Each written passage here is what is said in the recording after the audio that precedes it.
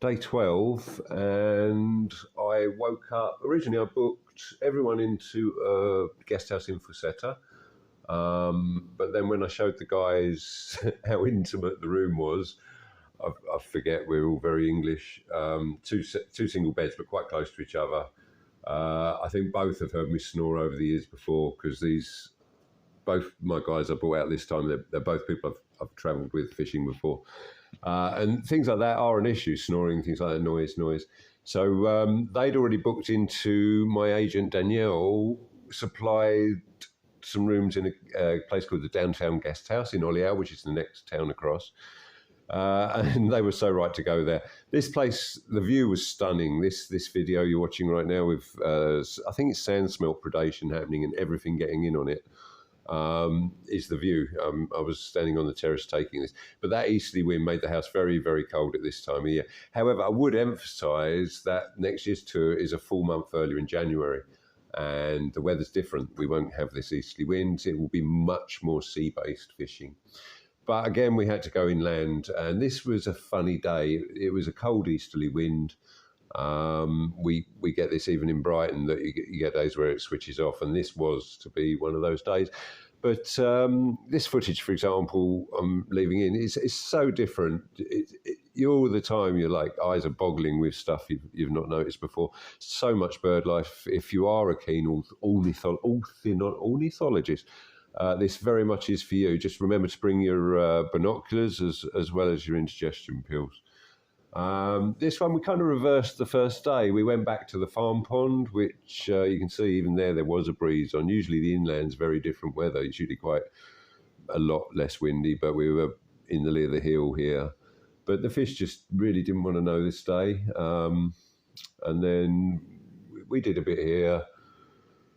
Went round all the swims, really unusual. You usually get something here. Then we went on to the big one as well, one of the big ones that we've done, where we had actually caught nice fish. And even there, even in the deep water there, I think John had a knock. And that was that. However, it didn't matter so much. That's the big reservoir there, John having lunch. It didn't matter so much because we were quite excited, because the following day we were booked in. Oh, this was lunch, actually. You always meet friends in Portugal, and we didn't have any choice with this one, really. Quite heavily pregnant as well. It certainly looked, bless her. So this is the guest house. My cinematography, I'm a much better fishing guide than I am cinematographer. But it's very clean. The bathroom's serviced every day, shared between 3 rooms, and there's a 4th room with an ensuite, which actually John was in. I didn't go in the lounge there. It's a beautiful lounge, big telly, big lovely sofa. Into the kitchen, which was big. It's again serviced every day. Very clean, very hygienic, very stylish actually. Beautiful wooden cabinets. I know someone's going to go, actually I've seen them in B&Q, but I think they are real wood. Just nice. Danielle's apartments have always been nice. I've rented a flat in Oliao. This is Oliao now, where the downtown guest house is, and we're driving out. I've left this in to give you an idea. Oliao is a fairly modern town, city. I'm not sure what you call it. Maybe city. It's a very long established port city. Fascinating history, as well as folklore and legend. So we were on our way to our guide there, this is the next day, and we were actually early, so we dropped back onto the big reservoir because suddenly the wind had died up there, and you can see the difference. What a day it was, beautiful. So we met up with Russell Hode of Wild Fishing Adventures, Portugal. He's got a Facebook page, Wild Fishing Adventures, or Wild Portugal, I'll find out.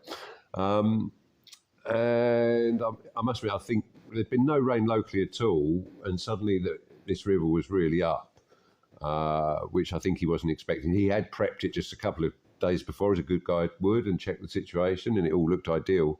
And then suddenly we get up there, and it's carrying a lot of extra water. This pool here, for example, he hooked a catfish in before, but you wouldn't even try to fish it, just in case you hooked a catfish when it's carrying that much water. But above all that malarkey, we found some steadier runs, or he took us to some steadier runs because he knew they were there. And we stood half a chance. Well, my heart went in it. I really thought we weren't going to catch, see the colour of the water and everything. But running little shads, just suddenly my rod blew apart. I didn't get a take. It just exploded. The drag screamed across the river. One of the best fights I've had for a fish for a very long time. And it was this one. Beautiful, beautiful barbel. Little 3-inch white shad on a 10-gram jig head.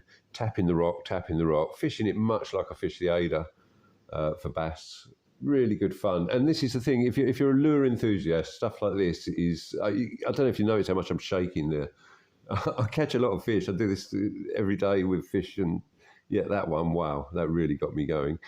Everyone was like, fingers crossed for John to get the same experience, but it was hard going. Again, I'll say again, we'll be in January. It should be drier, less water, much better chance of this kind of fishing, plus perhaps the catfish that are in this bit, plus the zander that are in this bit.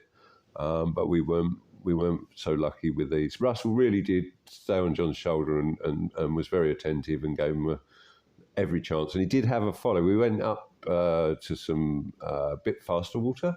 This is all on the Guadiana, River Guadiana. And Russell also is the man that sorted our licences out. He charged a fee because it's hassle, and I really appreciate that he offers the service.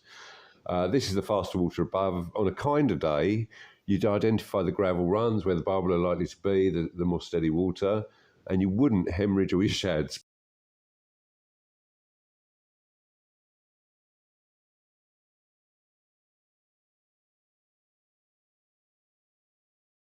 Bird life, predators all around, some sort of, maybe a red kite there, some sort of wading bird in the fields, all around you. Russell then took us on to try and get us more fish as a good guy. We had a very long day with him, actually. By his insistence, we went to a place that, ironically, me and John did fish the first time we went there.